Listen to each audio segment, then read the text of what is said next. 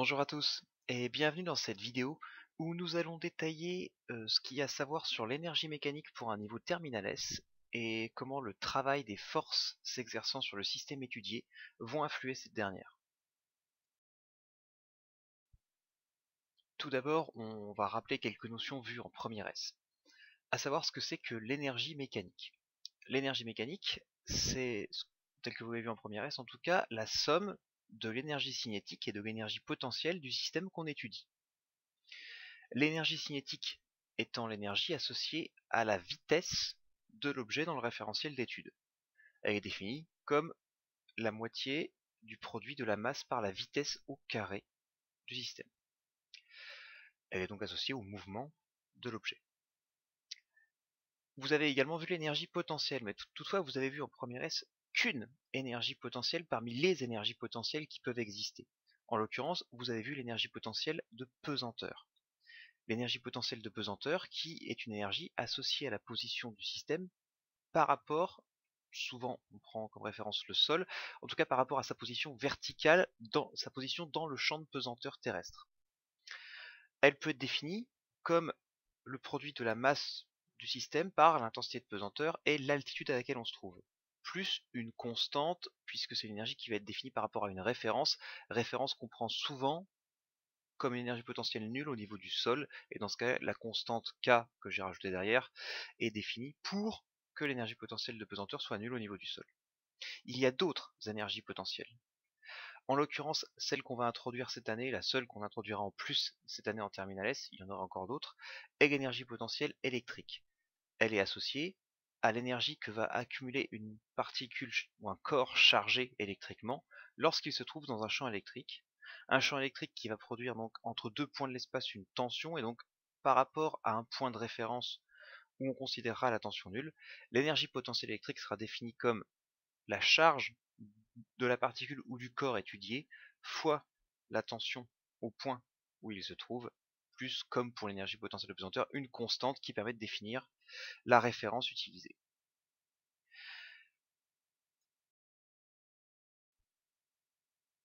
Ce que l'on va en revanche faire de nouveau cette année, c'est s'intéresser à l'effet que vont avoir les forces sur ces différentes énergies.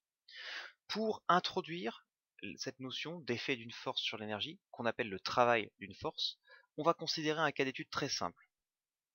On va considérer qu'on a des rails de chemin de fer, des rails absolument parfaits sans frottement, chose qui n'existe bien sûr pas, mais c'est pour la démonstration. Des rails sur lesquels on va placer un wagon qu'on va déplacer de gauche à droite. On va considérer 4 personnes qui vont exercer une force sur ce wagon, qui vont appuyer, exercer une force poussée sur ce wagon. Chacune dans une direction différente. Dans les 4 cas, on considérera par contre bien sûr, pour faire une comparaison qui a un sens, des forces de même valeur, de même intensité, donc même valeur en newton, simplement toutes ces forces exercées dans une direction différente. Si on considère ce que l'on appelle le travail de la force, ça va en fait rendre compte de l'efficacité de son effet pour le mouvement qu'est en train d'avoir l'objet. Là, l'objet se déplace de gauche à droite sur des rails, il ne peut pas dévier de cette ligne horizontale, donc de gauche à droite. La force qui va être la plus efficace, c'est bien sûr celle appliquée par le personnage vert. Dans ce cas-là, on dit que le travail de la force appliquée par le personnage vert est moteur. C'est un travail moteur, c'est-à-dire qu'il aide à faire avancer, à faire déplacer l'objet dans le sens de son déplacement.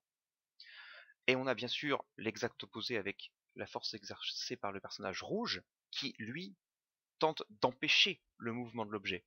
Dans ce cas-là, on qualifie le travail de résistant. Le personnage bleu, lui, est dans une situation un peu particulière. Il est en train d'appuyer sur le côté du wagonnet alors que le wagonnet est bloqué sur des rails, en conséquence de quoi son influence sur le mouvement, si on estime qu'il n'y a pas de frottement avec les voies, son influence sur le mouvement, il n'y en a pas. Dans ce cas-là, on dira que la force ne travaille pas, ou que le travail de la force est nul. Reste un cas un petit peu particulier, celui du personnage jaune. Il agit sur le wagon. Il agit, mais vu la manière dont il s'est placé pour pousser, il est en train de le pousser pas forcément complètement dans la direction des rails. Il est dans le bon sens par rapport au mouvement, donc il aide au mouvement. Le travail qu'il exerce, le travail de la force qu'il exerce est donc moteur, lui aussi. Toutefois, il n'est pas aussi efficace que le travail de la force exercée par le personnage vert. Et donc c'est pour ça que dans les notions de travail vont intervenir les notions de direction par rapport au déplacement.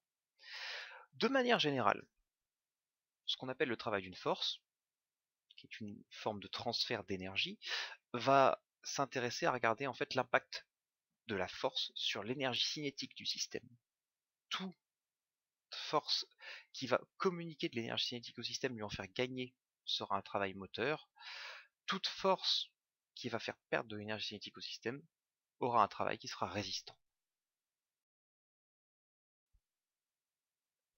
Le travail de notre force, donc, s'exprimant en joules, a pour but de caractériser donc l'influence de la force sur le déplacement.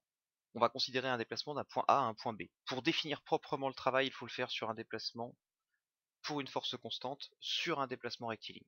On va considérer donc un déplacement du point A au point B avec une force appliquée, avec une direction quelconque qui, pour faire un cas général, n'est pas la même que le déplacement AB. Le cas où la force et le déplacement sont collinaires est bien sûr un cas particulier. Donc on va s'intéresser à la force et au vecteur AB qui correspond au déplacement. Dans ce cas-là, si on cherche à définir le travail de la force, on le notera avec la lettre W pour work en anglais. On le notera avec la lettre W avec indiqué quel déplacement on a à faire. Ça se lit donc travail de A à B de la force F. Ce travail est égal au produit scalaire du vecteur force F par le vecteur AB correspondant au déplacement. Si on veut se passer des vecteurs, on doit donc faire apparaître l'angle alpha qu'il y a entre le vecteur force et le vecteur déplacement. Cet angle alpha, c'est lui qui va permettre de savoir le plus facilement possible si on a affaire à un travail moteur, nul ou résistant. En effet, si l'angle alpha vaut 90 degrés, on se retrouve dans le cas du personnage bleu tout à l'heure, à savoir la force est perpendiculaire au déplacement et donc elle n'a aucune influence sur l'énergie cinétique. La force, on dit qu'elle ne travaille pas, travail nul. Par contre, si l'angle alpha est plus petit que 90 degrés, c'est-à-dire que la force et le vecteur force et le vecteur déplacement sont du même sens, on a affaire à un travail moteur, tandis que si l'angle alpha devient plus grand que 90 degrés, la force sera dans le sens opposé au déplacement et on aura bien sûr affaire à un travail résistant. Sur la valeur de la grandeur travail, donc, qui est une valeur algébrique, les choses se résument très simplement. Le travail de A à B de la force F sera moteur si il est supérieur à 0. Cosinus de alpha avec alpha 90 degrés, plus petit que 90 degrés, on aura une valeur positive. Si il est nul, travail vaut 0 joule, sans surprise. Et si on a affaire à un travail résistant, alors le travail de la force sur le système est négatif.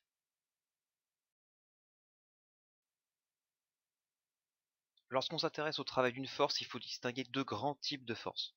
Le premier type, c'est ce qu'on appelle les forces conservatives. Au programme de Terminal S, il n'y en a que deux, le poids et la force électrique due à l'interaction entre une particule chargée et un champ électrique. Si on cherche à définir le travail du poids, donc force conservative, on va poser les choses, on peut utiliser l'expression générale vue précédemment décomposée sur un axe vertical, un axe horizontal. À la fin, on arrive à une expression du type m fois g, donc la valeur du poids, fois za moins zb, l'altitude du point A de départ et du point B d'arrivée, si l'axe Z est orienté vers le haut. En fait, cela, si vous vous rappelez les formules d'énergie potentielle de pesanteur rappelées au début de la vidéo, vous vous rendrez compte que c'est l'énergie potentielle de pesanteur du point A moins celle du point B. Soit sur un déplacement de A vers B, l'opposé de la variation d'énergie potentielle de pesanteur sur le trajet. Et en fait, on fait exactement le même constat quand on s'intéresse au travail d'un point A à un point B d'une force électrique pour une particule de charge Q. Dans ce cas-là, d'après la formule qu'on a vue précédemment, on a Q fois le vecteur champ E, c'est-à-dire la force électrique subie par la particule, fois AB, le vecteur déplacement. Pareil, si on simplifie cette expression-là, on arrive au fait que ça, en fait, ça correspond à la charge Q de la particule fois la tension du point A au point B. Ça, si on se renvoie à la relation vue en début sur ce que c'est que l'énergie potentielle électrique, on se rend compte que c'est égal à l'énergie potentielle électrique au point A moins celle au point B, soit là à nouveau l'opposé de la variation d'énergie potentielle électrique sur le trajet. Et ça, en fait, c'est le cas pour toutes les forces conservatives, même celles qui ne sont pas au programme de Terminal S.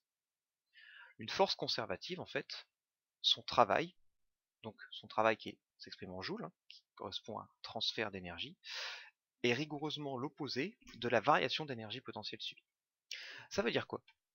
Que si l'énergie potentielle sur un trajet, peu importe laquelle d'eux, hein, si l'énergie potentielle sur un trajet diminue, alors le travail de la force, lui, sera positif. On aura donc un travail moteur. Un travail moteur indique, on l'a dit tout à l'heure, un gain d'énergie cinétique. A l'inverse, si le travail de, pardon, si la variation d'énergie potentielle est positive, si on a un gain d'énergie potentielle, d'après les formules qu'on vient de poser, le travail, lui, sera résistant, puisque le travail dans ce cas-là sera négatif. Et dans ce cas-là, on a une baisse d'énergie cinétique. Et c'est pas simplement une variation aléatoire du coup. Ce qui se passe en fait, c'est que dans le cas d'un travail moteur, la force utilise de l'énergie potentielle et la transforme en énergie cinétique. Elle tape dans la réserve d'énergie potentielle du système pour lui faire gagner de la vitesse sous forme d'énergie cinétique. A l'inverse, dans le cas d'un travail résistant, la force ponctionne de l'énergie cinétique, la vitesse baisse, et le système stocke cette énergie sous forme d'énergie potentielle. Dans les deux cas, tant qu'il n'y a que des forces conservatives qui travaillent, ou alors s'il y a d'autres forces qu'elles ne travaillent pas et qu'elles ont un travail nul, donc une influence sur l'énergie nulle, tant qu'on a affaire au travail d'unique force conservative, alors l'énergie mécanique, qui est la somme d'énergie cinétique et d'énergie potentielle, l'énergie mécanique est une constante, puisque travail moteur ou travail résistant, on a simplement une conversion d'énergie cinétique en énergie potentielle ou vice-versa. L'autre grande famille de forces dont on peut étudier le travail, on les a appelées sans grande originalité des forces non conservatives. Là où les forces conservatives assurent des transferts d'énergie d'une forme à l'autre parmi toutes celles que le système peut stocker, ce qui fait que son énergie mécanique reste constante, les forces non conservatives, elles, impliquent une interaction et un échange d'énergie avec le milieu extérieur. Dans le cas d'un travail d'une force non conservative qui serait moteur, ça veut dire qu'on apporte de l'énergie cinétique au système, mais dans ce cas-là, c'est pas que de l'énergie cinétique qu'on lui apporte, on lui apporterait de l'énergie mécanique. On lui ferait gagner de l'énergie par rapport à ce qu'il avait originellement, toute forme confondue. A l'inverse, si on a affaire à un travail résistant, il y a une perte d'énergie cinétique qui se traduit en fait par une perte totale d'énergie mécanique. Le système cède de l'énergie mécanique à son environnement extérieur. Le cas le plus évident d'un travail résistant pour une force non conservative, c'est celui d'une force de frottement. Le travail d'une force de frottement, on va le définir comme le travail donc d'un point A à un point B d'une force de frottement petit f qui par définition est dans la même direction mais de sens opposé au déplacement, c'est la définition d'une force de frottement, elle s'oppose au déplacement. Dans ce cas-là, on aura moins F la norme de la force de frottement fois AB la distance parcourue. Ça va correspondre de manière directe à la variation d'énergie mécanique subie par le système sur le déplacement. Et comme on parle de force de frottement, on aura un travail donc résistant, ce qui implique qu'on va avoir une énergie mécanique qui va baisser. Ça veut simplement dire que l'énergie qu'avait le système, une partie va être transférée au milieu extérieur, dans le cas de frottement classiquement sous forme de chaleur, et que cette énergie-là, le système ne pourra pas la récupérer. Voilà, c'est fait un bon tour d'horizon de tout ce qu'il y a à comprendre sur ce que c'est que le travail d'une force. Merci de votre attention. À bientôt.